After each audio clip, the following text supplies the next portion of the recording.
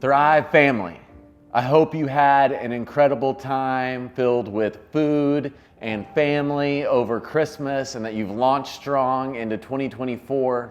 Our time with friends and family was incredibly sweet. It was much needed, but I am glad to be back in community tonight doing life with y'all. We have missed you all very much, and so I am super psyched, stoked, lit, ready to go for group tonight, no cap, you know? I'm excited. So as 2024 has kicked off, I think many of you are probably like me or like most of the people on the planet, and there are some things in your life that you would like to see change, things that you wish were different. And every single year around this time, we begin to look at those things and build, make resolutions and goals and vision boards and all the things.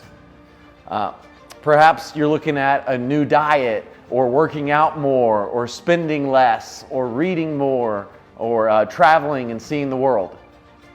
Perhaps those are things that you're looking at. Tonight, what I want to do is really focus you in on the spiritual things in your life that may need to change. As you know, we are aiming to be gospel fluent people by the end of 2024.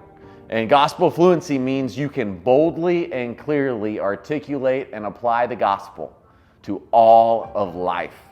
So over the next several months, what we're going to focus in is the applying the gospel to the everyday stuff of life. And so that we can be laser focused on that, and we're going to allow the gospel to begin to mold us, shape us, sand off the rough edges, and so that we can look more like Jesus. And the word that Christians have historically used to describe this process is this big word that is sanctification. And sanctification, what that really means is to set something apart, and so this would be to set ourselves apart for a purpose, for a religious purpose usually, and so that instrument has to be a holy instrument. So oftentimes we think about it as being made holy or being made to look more like Jesus. And so tonight I'm going to teach you a few minutes from Hebrews chapter 12, verses 1 through 13, about what that sanctification process is, what it looks like. Oftentimes we try to muscle our way through it. We say, oh, this is what the Bible says, I'm just going to change that. And so we end up changing our behavior, but our hearts don't change. And so the behavior doesn't last. And so I think what we need to do is to really get a grasp on what the Bible actually says about this topic. And then we will have our time of discussion in each of our groups. So this is a long text, so I want you to stay with me. If you need to turn in your Bible, it's Hebrews chapter 12, verses 1 to 13.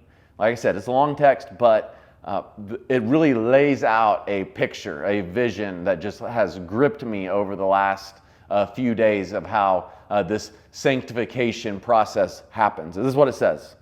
Therefore, since we also have such a large cloud of witnesses surrounding us, let us lay aside every hindrance and the sin that so easily ensnares us, and let us run with endurance the race that lies before us, keeping our eyes on Jesus, the pioneer and perfecter of our faith. For the joy that lay before him, he endured the cross, despising the shame, and sat down at the right hand of the throne of God. For consider him who endured such hostility from sinners against himself, so that you won't grow weary and give up. In struggling against sin, you have not yet resisted to the point of shedding your blood. And you have forgotten the exhortation that addresses you as sons. And then we see a quote from the Old Testament. My son, do not take the Lord's discipline lightly, or lose heart when you are reproved by him. For the Lord disciplines the ones he loves and punishes every son he receives. Endure suffering as discipline. God is dealing with you as sons. For what son is there that a father does not discipline? But if you are without discipline, which all receive, then you are illegitimate children and not sons. Furthermore, we had human fathers discipline us, and we respected them. Shouldn't we submit even more to the Father of spirits and live? For they disciplined us for a short time based on what seemed good to them, but he does it for our benefit so that we can share his holiness. No discipline seems enjoyable at the time, but painful. Later on, however, it yields the peaceful fruit of righteousness to those who have been trained by it. Therefore, strengthen your tired hands and weakened knees, and make straight paths for your feet, so that what is lame may not be dislocated, but healed instead. Wow. There is so much to digest in this passage, but I want to draw your attention very specifically to three key ideas that build upon each other. So the first just happened in verse 1. It says this, it says, let us lay aside every hindrance and the sin that so easily ensnares us. What's it saying? It's saying that we all have sin that we frequently are prone or easily slip into that ultimately trips us up. It's that go-to sin or that go-to thing in your life. Sometimes we talk about it being a sin pattern or a sin cycle. Sometimes it's even generational, where there's this thing that we just always seem to drift into, slip into. It trips us up. We're aware of it. And no matter what we try to do to quit or to stop it, it seems to just flare back up. And so I've had some of these in my life. There's one that I'm working on right now, but when I went through this teaching a few years ago, for me, at that point in my life, it was the idol of performance.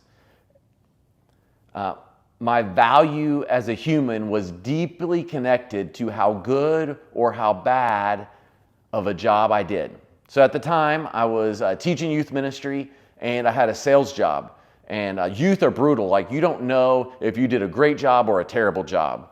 And sales, it can be really up and down, and it had nothing to do with what I was really doing, but really just, there's these seasons where you have a lot of people coming in to buy stuff, and sometimes you don't have very many people, and there's not a whole lot you can do about it. And so I was riding this roller coaster of emotion, and I would have these really high days where I was like, man, I'm so great. Look at all I did. Look what's happening. And then there were these days where I was just down in the dumps.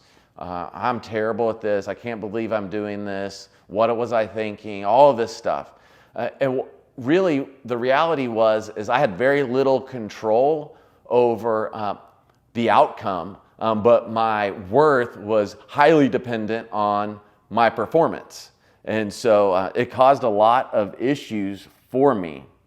But even after I identified the issue, it seemed to creep back into my life again and again, and it would come on with these different forms, but it would always trip me up. And no matter what I tried, I could not find a quick fix for this. And so if we keep going in the passage, it says, keeping our eyes on Jesus, the pioneer and perfecter of our faith, for the joy that lay before him, he endured the cross. And then if you drop down, it says in verse 4, in struggling against sin, you have not yet resisted to the point of shedding your blood.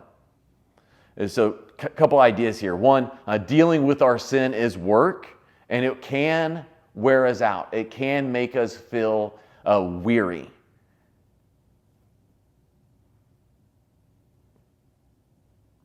But we shouldn't give up, because Jesus went to the point of enduring the cross, of dying on the cross to set us free from sin. So we should not allow sin to shackle our lives. And yet oftentimes we do. I think there's a lot of reasons why that happens. And I don't think it's because we want to intentionally keep sinning, even though sometimes because it feels good, that's where we're at. I think many of us legitimately want to stop and can't. I think sometimes we think it's easier just to ignore the sin in our lives, and so we kind of minimize it. We may compare our sin with someone else's, our insides with someone's outsides, or we say, that's just who I am. This is just how I'm always going to be. It's how I was raised, or we all do it. And so we're just minimizing that sin. Some of us, we've waged war with our flesh and we've lost so many times. We feel depleted and defeated, and it just feels hopeless to resist that temptation. And so we just kind of give up. But like I said, Jesus went to the cross and he died to defeat that sin. That's how serious that he took it.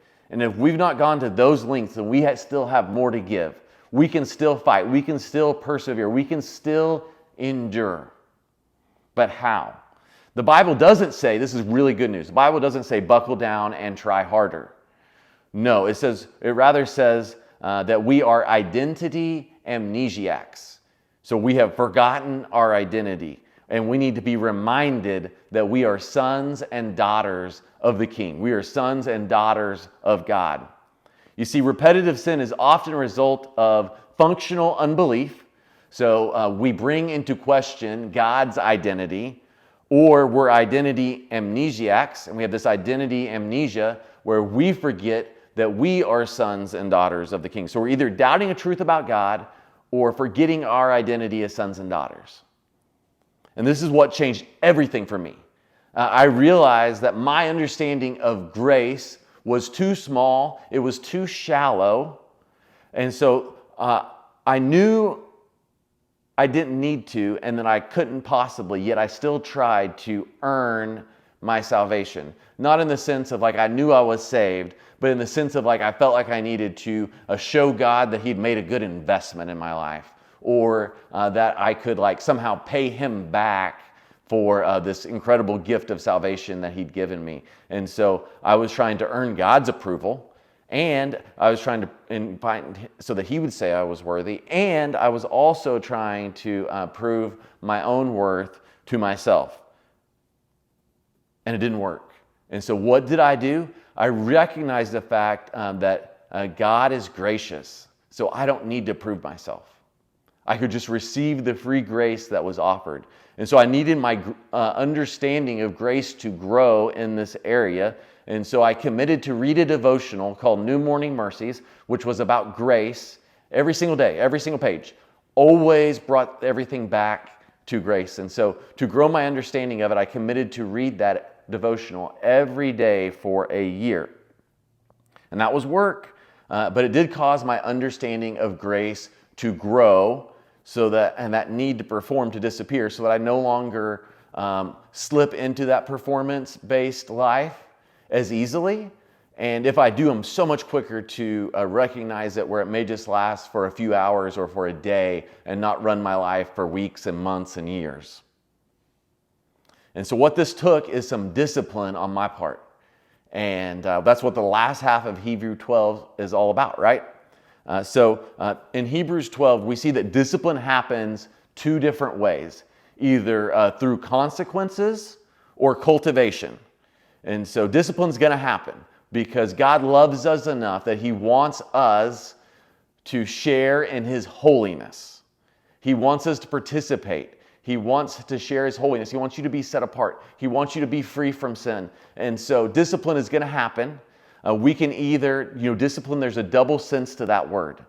So one side is I'm disciplined, and so because I'm disciplined, I go to the gym every day, or I drink my gallon of water a day, or I eat certain macros, right? So that's someone that's really disciplined with their physical health.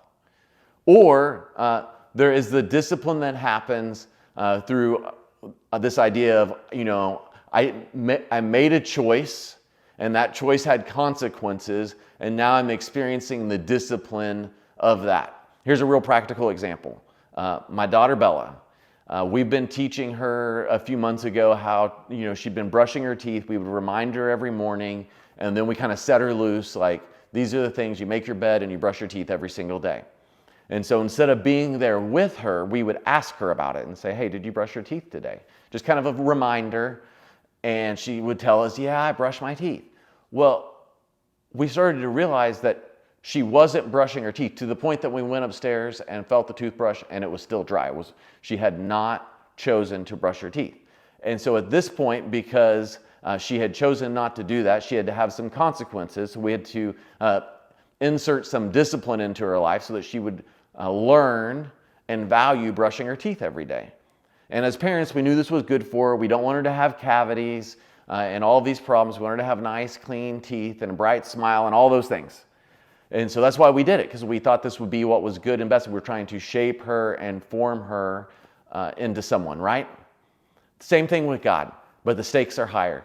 He has shown us stuff in His Word. He's politely, kindly, lovingly taught us things. And then when we choose to go against those things, at some point we experience consequences, which then discipline us to then go and follow His good instruction. And so a father, he disciplines his child because he loves them. So discipline happens two ways, right? Through consequences or cultivation. So we can choose to be disciplined, or we can experience discipline. And the reality is, both are painful. Both require effort. But it's like, which hard will you choose? And so we can be disciplined by God, or we can be disciplined for God. So we have His Word, the Bible, that lays out this blueprint for living. And so we can trust His Word and His work, and we can actually put boundaries and habits in place and be disciplined, and instead of experiencing the discipline of the Father. Here's the reality, though. The reality is that we actually need both. The pain of staying the same has to be greater than the pain of changing in order for us to change. So there has to be something happening in our life, some pain that's being caused for us to willingly go and change. And we have to be disciplined and have some habits and rhythms and boundaries in our life in order to sustain that change. And so we need both. And so as you think through all of that, I know it's a lot to kind of download on our first night back. We're just going to walk through some questions, and this is just a setup for everything that we're going to do throughout the spring. So here are the questions. Your group leader has them that you're going to talk through. So the first question is, where are you winning and where are you losing in your faith? So there's some areas where we're winning, and then there's some areas where we're losing. And we want to pick that area that's the main area where we're really losing regularly, where that sin is tripping us up. And then the second question is, can you connect where you are losing to something that you are doubting about God or forgetting about your identity as a son or daughter? And then finally, we'll talk about what consequences have you experienced, or what boundaries and habits do you need to cultivate? And so we're just walking through and taking our life and answering these questions real practically through it. And so I can't wait to see how God brings some stuff to your attention and makes some connections so that as you become more gospel fluent, it will begin to shape and change you. And so you can win in areas where you're currently losing. Have an incredible night.